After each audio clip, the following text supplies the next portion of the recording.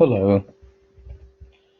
Today we're going to use this data to show an important phonological exercise. We're going to use the Tongan data. Tongan is an Austronesian language spoken in the Pacific region. We're going to use this data to show what we call in linguistics a phonemic analysis exercise. In a phonemic analysis or phonological analysis exercise, we basically want to answer this question. This is the crucial question you're going to answer all the time. Are these phones, the phones you're considering, are the phones the same phoneme or not? We're going to give you some examples today. So I'm going to give you an example with this question. Are the round vowels in this data the same phoneme or not? Are the round vowels in Tongan the same phoneme or different phonemes? There are different ways to ask the same question. And I hope you remember which are the round vowels in this case. O and U. U here, O. For that, I'm going to allow me to add another word to the data. In Tongan, if you say moto, as I have here, it simply means moto in English. Now compare this word number 8, moto, to word number 2, motu. They sound very similar, correct? Moto, motu, motu, moto. Yet, they mean two different things. They are two totally different words. For Tongan speakers, this similarity still, even though similar, it causes difference in meaning. The only difference between the two words is the last vowel. And here is U and it means island. And number 8, it's O and it means moto. So just by this last vowel in that position, it causes difference in meaning. So we know then that in the minds of the Tongan speakers, U and O are contrastive. They contrast meaning. They cause difference in meaning. We call this a minimal pair. So motu and moto is a minimal pair in Tongan. And because it's a minimal pair, then we conclude they're different phonemes. Minimal pairs, conclusion, different phonemes. That's the answer. And you ended your problem right there. If the question was only if O and U are different phonemes or not, if you find a minimal pair, the answer is different phonemes. And by the way, this is the first thing you try to find in this type of exercise. Minimal pairs. Minimal pairs. If you don't find minimal pairs, then the next thing you look for is free variation, and I'm going to give you an example of that. Let's say the question now is not about vowels, but the question is, are the voiceless alveolar obstruents the same phoneme or allophones are different phonemes? That's another way of asking the same question. And please take a few seconds to determine who are the voiceless alveolar obstruents. Correct. T and S. Sometimes you might find something like this. I added one more word here. This word may never be used by Tongan speakers, but it's a possibility, linguistically speaking. Titi. It means grand. And look at here, sissy. It also means grand.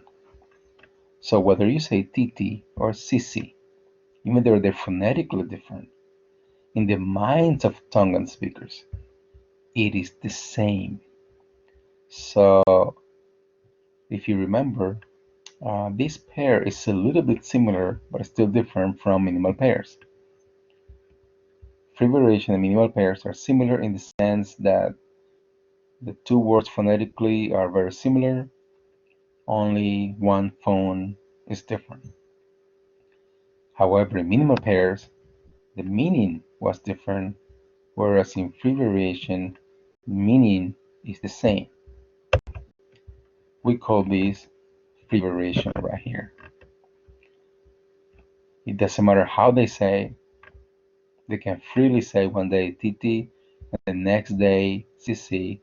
This variation is not relevant for the minds of Tongan speakers. It means the same. So we can conclude then, in this case, that T and S are non-contracted in Tongan because you observe free variation here.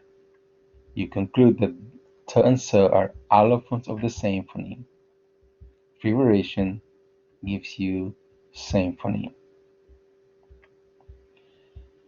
If you don't find free variation or minimal pair, then that's when you look for the third option. But only then is when you look for the third option, not before. Remember, you start with minimal pair, free variation, and hopefully your answer is there. If not, you continue with the third option, and we're gonna keep the same question. Are the voiceless alveolar obstruents the same phoneme or all of the different phonemes? In other words, are T and S the same phoneme or not in Tongan? And this time I'm not going to add any word to the data. I'm gonna take the data as it is, as it was given to us.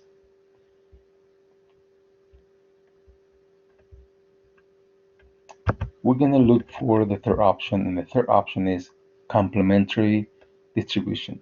Is there here complementary distribution between T and S or not? That's the question. To do that, you have to determine where each of the phones show up in the data. Where does T show up and where does S show up in the data? In other words, you need to determine the phonetic context. And we're going to put it in this format, in this listing. We're going to list every instance of a phonetic context for T here, and here we're going to list every instance of a phonetic context for S.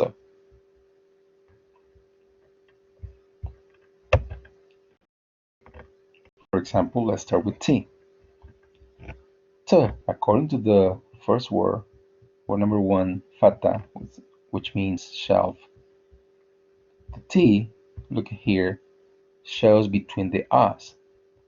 We represent that with this expression right here. The blank represents the T.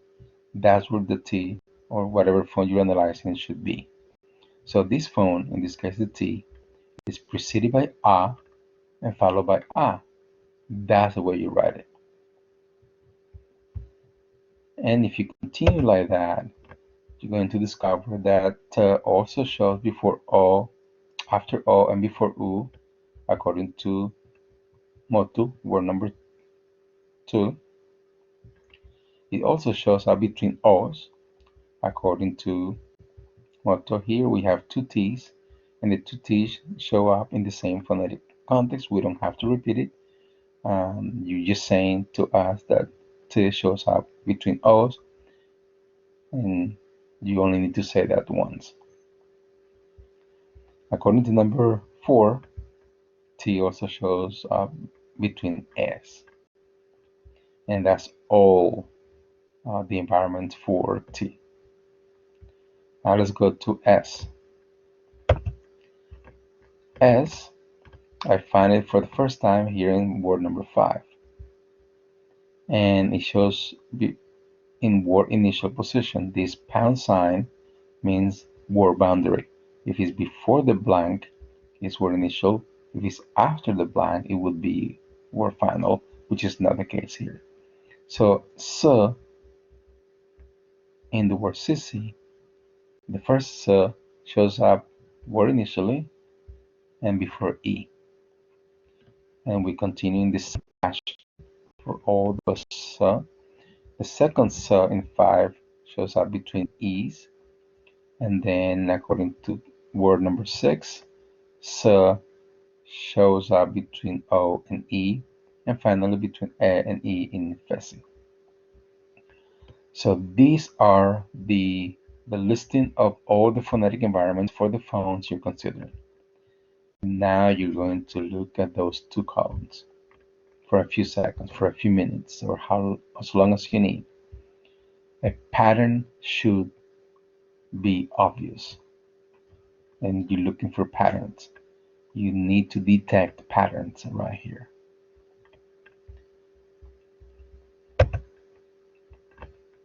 Are they phonetically similar and never overlapping? If they are in complementary distribution. For two phones or more to be in complementary distribution, in other words, to be complementing each other, they need to be first phonetically similar and second never overlapping. Let's see. T and S are phonetically similar? Yes, they are. They share many similarities. They're both voiceless, they're both obstruents, they're both alveolars. So a lot of features together in common. They only differ in one feature, manner. T is plosive, so is fricative. In any other feature, they are identical. So they do share many phonetic properties. They are indeed phonetically similar. And also, we have to make sure that they never overlap. In other words, they never show up in the same place at the same time. Let's see.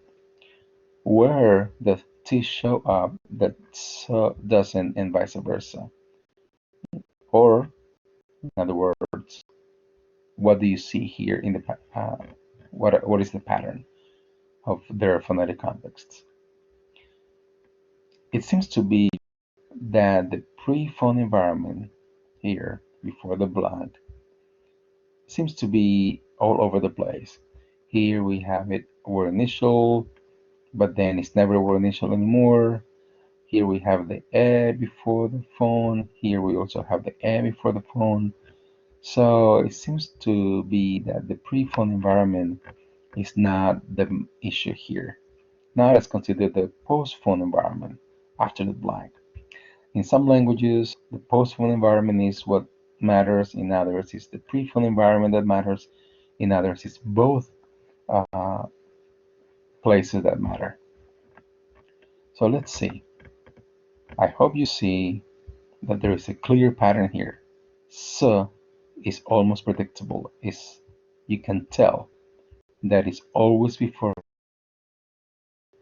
T is never in that case, never in the context. So they never overlapping. If you have an E following, you're gonna use S. If you don't, you're gonna use T. This is a little bit similar to our example of Clark Kent and Superman. These are two people, but could you be at least suspicious that these two are the same person? Yes, because two reasons. One, they share many similarities. They have the same type of hair color, skin color, complexion, the same build up, height, very similar. They only differ in the outfit. One of them wears a strange outfit, and the other wears a regular suit and tie type of outfit. And number two, they are never in the same place at the same time. They never overlap. Very suspicious. So we have reasons to believe that these two could be actually the same because they were similar and we never see them in the same place. Clark Kent shows up, Superman shows up in problems, tough situations, dangers. Clark Kent never shows up in those situations. So, we're suspicious maybe they are the same person. They are in complementary distribution. They are indeed the same man. So we say now then they are phonetically similar, yes, and they are never overlapping, yes. Conclusion, they are in complementary distribution. And if they are, the answer to the question, remember the original question, are these two the same phoneme or not? We say they are allophones of the same phoneme. They're allophones of the same phoneme. We say this symbol here should be an arrow. So we say T, arrow, S. T becomes S. Why the T? The T is the phoneme, the bars, and S is the allophone. Because S is very predictable, T is not predictable. So the non-predictable becomes the predictable in those predictable contexts. So we say that T becomes S where before E. This is what we could call a fricativization rule. And this is one more phonological process. So typically when you find complementary distribution, you're gonna find a rule like that, and you have to write a rule like that as well. So your problem is solved because you found complementary distribution. So don't forget, if you find minimal pair, which is the first thing you look for, they're the same different phonemes. If you find free variation, which is the second thing you look for, they are the same phoneme. If you don't find minimal pairs of free variation, you look for the third option, which is complementary distribution. And if you do find complementary distribution using this strategy, then they are the same phoneme. The end. Thank you.